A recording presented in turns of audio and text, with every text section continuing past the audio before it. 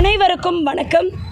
அகில இந்திய காங்கிரஸ் கமிட்டி உறுப்பினரும் தமிழ்நாடு மகிழா காங்கிரஸின் செயல் தலைவரும் கோவை மாநகராட்சியின் மாமன்ற உறுப்பினர் உங்கள் டாக்டர் ஆர் காயத்ரி. அரசியல் கட்சிகளில் இப்போ தற்போது ஒரு புது ட்ரெண்ட் என்னன்னு பார்த்தீங்கன்னா, சீட்டு கிடைக்கலன்னா உடனே அடுத்த கட்சிக்கு போயிடுறது. அந்தந்த கட்சியில் உழைப்பவர்கள் நிறைய இருக்காங்கங்க. நீங்கள் இங்கேருந்து அங்கே ஓடிட்டா அங்கே இருக்கிறவங்களுக்கு என்னன்னு நினச்சிட்டீங்க? எல்லா கட்சியிலையும் அடித்தளத்திலேருந்து உழைக்கக்கூடிய வர்க்கம் ஒன்று இருக்குங்க. உடனே கட்சி தாவறது அது என்ன பழக்கங்க? வாய்ப்பு கிடைக்கலன்னா அடுத்த கட்சிக்கு போயிடுறது. அப்போ கட்சி உணர்வுங்கிறதே இங்கே கிடையாதுங்களா யாருக்குமே? வியாபாரமாக பார்த்துட்ருக்கீங்களா அரசியலை? அரசியலும் கல்வியும் வியாபாரமாக பார்க்கக்கூடாது. தயவு செய்து கட்சி உணர்வோட அந்தந்த கட்சியில் இருக்கிறவங்க அந்தந்த கட்சியிலேயே இருங்க. மகாத்மா காந்தி போன்றவர்களையும், நேருவை போன்றவர்களையும், பாரதியார் போன்றவர்களையும் பார்த்து வளர்ந்தவங்க. கட்சி உணர்வு ரத்தத்தில் இருக்கணும். பாரம்பரியமாக கட்சியில் இருந்து வளர்ந்து வந்து இதே மண்ணில் வீர தமிழச்சிகளாக வாழ்ந்துக்கிட்டு இருக்கோம் மக்களுக்காக. ஸ்ரீநிதி போல கேரக்டருக்கெல்லாம் வந்து கொடுத்தாங்க, சீட்டு கொடுத்தாங்க. எங்கேருந்தோ வந்தவங்க தான், அடுத்த கட்சியிலேருந்து வந்தவங்க தான், மக்கள் நீதி மையம் கட்சியிலேருந்து வந்தவங்க தான். பாஜக அரசிடம் அண்ணாமலை சார் கிட்ட போய் சீட்டு கேட்டு கிடைக்காம மறுபடியும் இங்கே காங்கிரஸுக்கு வந்தவங்க தான்.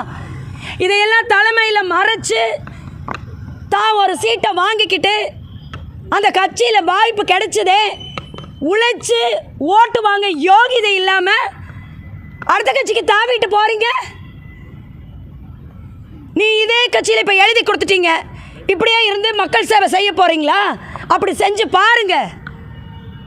we'll hats off to you. அதை விட்டுட்டு கட்சி மேலிடத்தில் ஒரு பாராளுமன்ற உறுப்பினராக இருக்கக்கூடிய சகோதரி ஜோதிமணி அம்மாவை எப்படி விமர்சனம் பண்ணலாம்? தவறு இல்லைங்களா? அதுவும் ஒரு பெண் பாராளுமன்ற உறுப்பினர், தமிழ்நாட்டில் சிங்கம் மாதிரி மக்களுக்காக சேவை செய்து கொண்டிருப்பவர்கள். அவங்கள நீங்கள் விமர்சனம் பண்ண கடுகளவு கூட உங்களுக்கு தகுதி கிடையாது. ஸ்ரீநிதி, சோஷியல் மீடியாவில் விளம்பரம் ஆகணும்னு இருந்துச்சுன்னா 1000 வழி இருக்குது. அதுக்காக இந்த மாதிரி அடுத்தவர்களை விமர்சித்து அரசியலில் மேலே வரணும்னு நினைக்காதீங்க.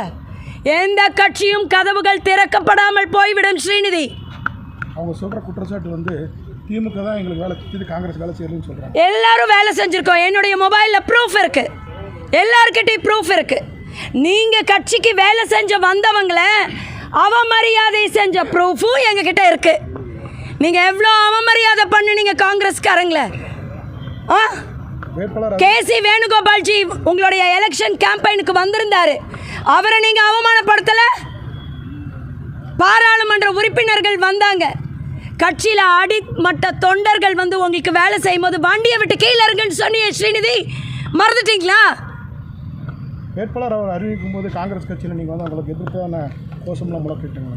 யாருமே பண்ணலைங்க. ஒரு சில பேர் கட்சியில் அடிப்படை உறுப்பினர் கூட இல்லாதவங்க எங்களுடைய காங்கிரஸ் மாவட்ட கமிட்டிக்கு முன்னாடி நின்று 4 கோஷம் போட்டுட்டாங்கன்னா அதெல்லாம் ஒரு பொருட்டாக எடுத்துக்க முடியாதுங்க. பலதரப்பட்டவங்களுக்கு பல கட்சி வேறுபாடுகள் மனசில் வரும் தான். கட்சியில் மேலிடத்துக்கு யாரை எந்த சேரில் உட்கார வைக்கணும்னு அவங்களுக்கு நல்லா தெரியும். யாரை எந்த சேரில் எப்போ உட்கார வைக்கணும்னு கட்சி மேலிடம் ஒரு முடிவு பண்ணதுக்கப்புறம் தான் இந்த தேர்வு நடக்கப்பட்டது. ஜனநாயக நாட்டில் யார் வேணும் எந்த கட்சிக்கு போகிறாங்க? அது ஒரு அசிங்கமான செயலாக நான் நினைக்கிறேங்க. ஏன் அப்படி போகணும்? எல்லா கட்சியிலும் உழைக்கிறவங்க இருக்காங்க. சொந்த மண்ணில் சொந்த கட்சியில் நின்று காத்திருந்து வேலை செஞ்சு உழைச்சி சேரில் வந்து உட்காருங்க, நல்லாயிருக்கும். அதை ருசித்து பார்த்துங்க, ரொம்ப ரொம்ப நல்லாயிருக்கும்.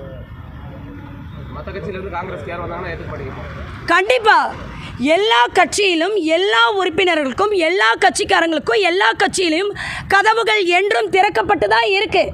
நமக்குன்னு ஒரு மானம் மரியாதை சூடு சொரணை இதெல்லாம் வேணும் இல்லைங்க.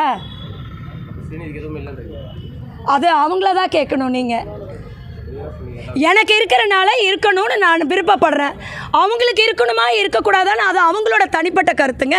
அது அவங்கள கேட்க வேண்டிய கேள்வி. ஸ்ரீநிதி வந்து அவங்களுடைய கருத்தை தானே பதிவு பண்ணியிருக்கிறாங்க. தவறான கருத்தை பதிவு பண்ணக்கூடாதுல்ல. ஒரு பாராளுமன்ற உறுப்பினர் அவங்க எவ்வளோ பெரிய பொறுப்பில் இருக்காங்க, அவங்கள கீழ்த்தனமான வார்த்தைகளை பேசுறதுக்கு யாருக்கு உரிமை இல்லையே? ஸ்ரீநிதிக்கு யார் அந்த உரிமையை கொடுத்தது?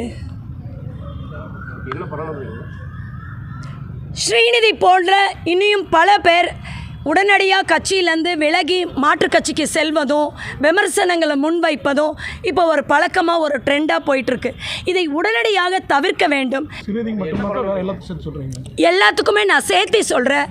தலைமை இதுக்கு ஒரு முடிவு வைக்கணும். தயவு செய்து தலைமை அடித்தட்டு உணர்வுகளை புரிஞ்சுக்கிட்டு கட்சிக்காரங்க கிட்ட பேசுங்க. உடனடியாக கூட்டங்களை கூப்பிடுங்க. எல்லாரோட கருத்துக்களையும் பதிவு செய்யுங்க. எல்லாருடைய வருத்தங்களையும் அவர்களுடைய விமர்சனங்களையும் அவர்களுடைய கருத்துக்களையும் உள்வாங்கிக்கிட்டு உடனடி நடவடிக்கை மேலிடம் எடுக்க வேண்டும். திராவிட முன்னேற்ற கழகமே உங்களை வந்து குறை சொல்கிறாங்களா? திராவிட முன்னேற்ற கழகம் என்றுமே காங்கிரஸை குறை சொல்லியது கிடையாது. எங்க கூட இருந்துட்டு கூட்டணி ஜெயிச்சுட்டு யாரும் முதுகில் கொத்தப்படவில்லை. அன்னைக்கு நடந்தது உங்களுக்கு தெளிவாக தெரியும். காலையில் திமுக அரசு அதிமுக அரசிடமும் பாஜக அரசிடமும் பேச்சுவார்த்தை நடத்தும் பொழுதுதான் தலைவர் ராகுல் காந்தி அவர்கள் உடனடியாக கட்சியின் தலைவர் மல்லிகார்ஜுன் கார்கே ஐயாவுடன் கருத்துக்களை பகிர்ந்துவிட்டு ஒரு மீட்டிங் அர்ஜென்ட்டாக வச்சு முடிவெடுக்கப்பட்டது. ஸோ இதெல்லாம் வந்து முதுகலை குத்துறதுங்கிறதெல்லாம் கண்டிப்பாக எதுவுமே கிடையாதுங்க. திமுகவும் காங்கிரஸும் என்றைக்குமே தாயும் பிள்ளையுமா சகோதர சகோதரிகளாக தானே இருந்திருக்கோம். என்றைக்கு அடிச்சுக்கிட்டோம்? சில விஷயங்கள் குடும்பம் தானேங்க. குடும்பத்துக்குள்ளே 1000 பிரச்சனை வரும். பக்கத்து வீட்டுக்காரங்க கூட குடும்பம் இல்லை தான் பிரச்சனை வரலையா? அது இருக்கத்தாங்க செய்யும். அரசியல் கூட்டணியில் இருந்துக்கிட்டு திமுகவை போற்றி புகழ்றது எந்த வகையில் அது ஏற்றுக்கக்கூடியது? யாரும் போற்றி புகழவில்லை. யாரும் இழைத்து யாரையும் இங்கே சொல்லவும் இல்லை. தாவேகாவில் பொறுப்பேற்றிருக்கக்கூடிய நம்மளுடைய தமிழ்நாட்டின் மாண்புமிகு முதல்வர் விஜய் அவர்களை நாங்கள் மனதார வாழ்த்துகிறோம். Hats off to our Honorable Chief Minister, since we are very proud of that young Chief Minister, because எவ்வளோ பெரிய ஒரு விமர்சனங்களுக்கு உட்பட்டு ஜெயிச்சு காமிச்சிருக்காரு. கான்ஃபிடென்ட் அப்படிங்கிற ஒரு வார்த்தைக்கு அழகும் அர்த்தமும் சேர்த்தவர் தான் நம்மளுடைய முதல்வர் மாண்புமிகு முதல்வர் விஜய் அவர்கள்.